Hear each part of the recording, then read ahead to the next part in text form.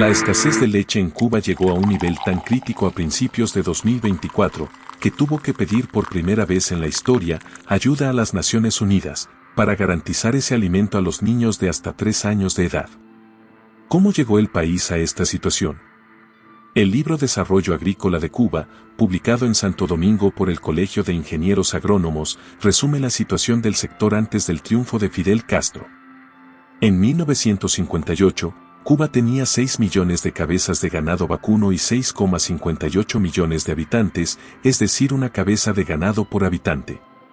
La isla producía 488 millones de libras de carne y 785.000 toneladas métricas de leche. El alimento básico de las vacas provenía de 4 millones de hectáreas de pastizales en el país. Había 160.000 fincas con un promedio de 57 hectáreas. Entonces, ¿qué pasó?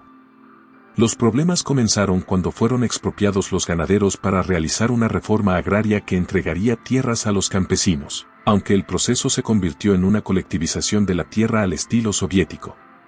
Después, con el argumento de mejorar la potencialidad ganadera, se decidió sustituir las vacas criollas y realizar costosísimos experimentos de cruces de ganado. El color negro es dominante sobre el rojo.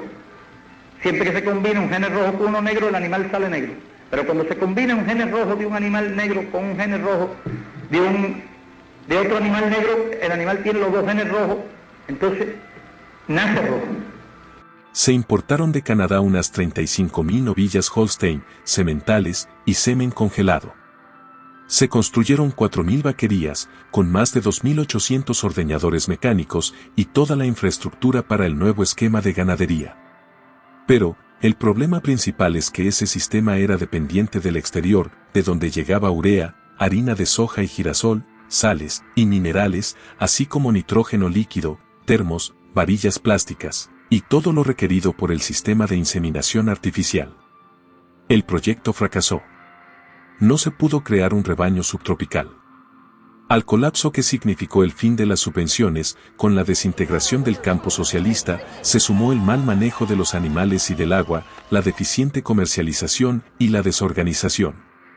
El experimento fallido destinado a modificar la estructura ganadera se tragó millones de dólares de las subvenciones de Europa del Este y privó a la población de alimentos básicos como la carne y la leche. La masa ganadera disminuyó en número y capacidad productiva. Desafortunadamente no se aprendió la lección y se sigue tratando de hacer funcionar el sistema que demostró ser inoperante. El 26 de julio de 2007, cuando sustituyó a su hermano, Raúl Castro prometió que habría leche para todos cuando dijo: hay que borrarse de la mente eso de los 7 años.